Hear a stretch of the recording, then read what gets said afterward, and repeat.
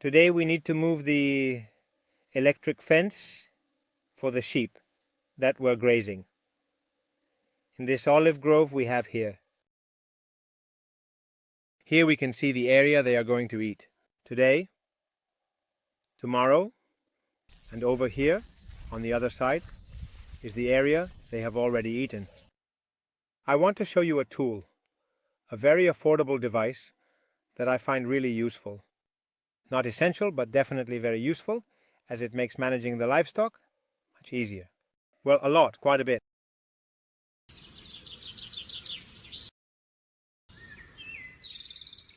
This fence energizer carries current, it carries electricity. We check it with this device here. If it turns green, it means it has the correct current of 8 kilovolts, and therefore it's better not to touch it. This device here, if it turns green, it means it has the correct current of 8 kilovolts, and therefore it's better not to touch it. In my case, this is plugged in a bit far away. It's not too far, but it's not plugged in right here where I am now. With a very simple device connected to a mobile app, I can turn off the current and turn it back on from here. It allows me to disconnect the current from my mobile, take out the energizer, put it in the new fence, and reconnect it. And from right here, check with this device if it really has current.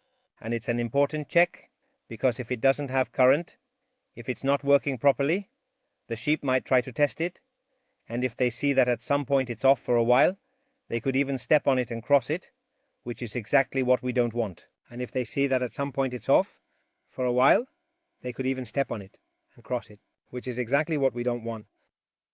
This is the energizer box, and from here comes the plug that we have connected to this power outlet with this device here.